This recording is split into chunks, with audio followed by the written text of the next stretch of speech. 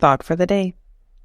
Growth happens when you're able to become comfortable with the uncomfortable. Welcome to 7 Minutes for Yourself. I'm Christina, and I'm so glad you've joined me for what I believe will be 7 of the most enriching minutes of your day. Let's take this time to reconnect with ourselves and improve our well-being. In today's episode of 7 Minutes for Yourself, we continue from yesterday on how to get out of our comfort zone and move into the growth zone. Have a listen. Now, as I mentioned, most of the gains in life come from short-term discomfort. With that being said, if something is difficult, it doesn't automatically mean it's good. Breaking your leg might be uncomfortable, but I don't know of any positive results that might have in the long term. The area you want to be uncomfortable in has to have some sort of a long-term benefit.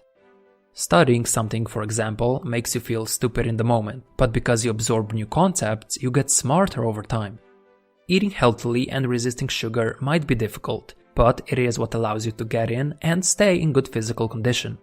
Saving money instead of splurging on a new pair of shoes might be hard, but if invested properly and given enough time, it will make you wealthier. So these types of areas are where you should actually push yourself. The ones with short-term pain, but long-term gain. And that is the second reason why I try to do something difficult every day.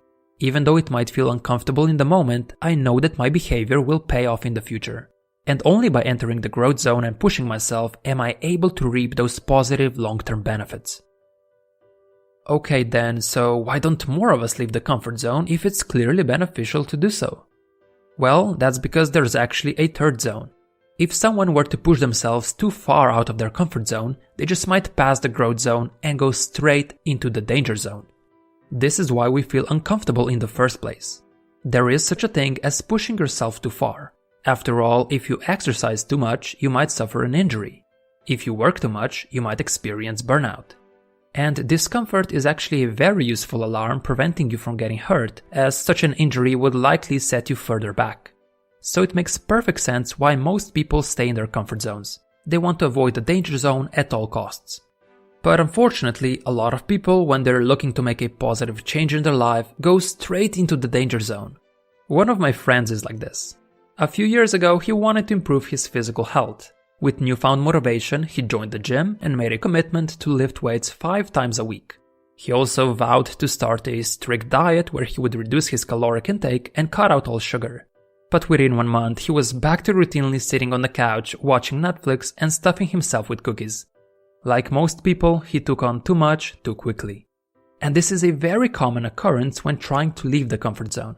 However, failing to stick to a plan isn't even the worst part. The bigger issue people now have is that because they fail at keeping up with their high expectations, they also feed their belief that it's entirely impossible for them to change and grow. Because of that, they don't even bother trying to improve themselves in the future. In their mind, they are failures who shouldn't try again. So, what's the solution here? How do we make getting out of the comfort zone easier so we can operate in the growth zone, but at the same time avoid the danger zone? Positive change requires moving beyond our comfort zone, yes. However, nowhere does it say all has to be done at once.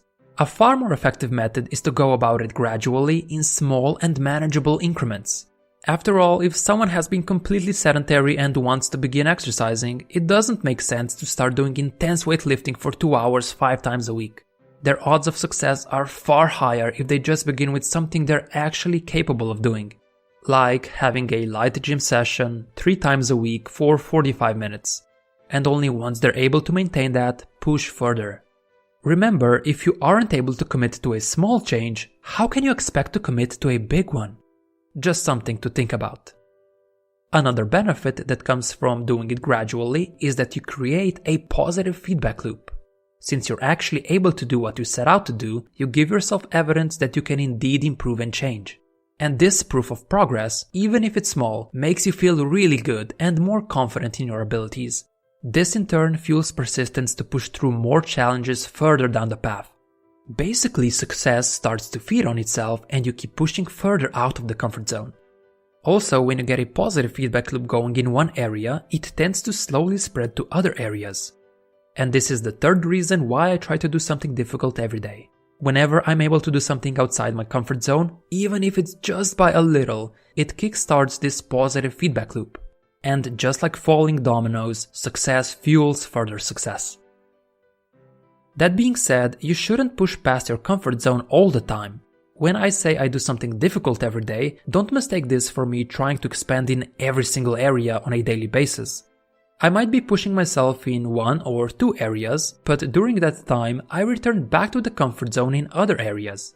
This allows me to maintain my current zone, but also get sufficient rest and recovery. Without rest, I would probably burn out.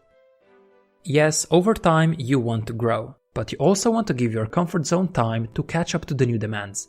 This graph is a rough example of how I believe it should look like. First, you expand your comfort zone by doing something difficult. But you don't keep expanding indefinitely. Instead, when it starts feeling too overwhelming, you lower the difficulty and retract only slightly above what your comfort zone was before. This allows you to get used to the new layer and you let your comfort zone catch up to your new demands, which prevents you from burning out. Only once you've adapted to the new demands and you feel like you're ready to improve again, you push past your new comfort zone. Just like before, once you feel like it's too hard, you retract slightly above the previous point. Essentially, you're consistently challenging yourself, but also coming back for air when it gets too difficult. And you can repeat this process until you reach the level you want to be at. That concludes today's episode of 7 Minutes for Yourself. Please take a moment to rate and review the show on Apple Podcasts. Today and every day with your kiddo is a gift. Enjoy it. Thanks for tuning in.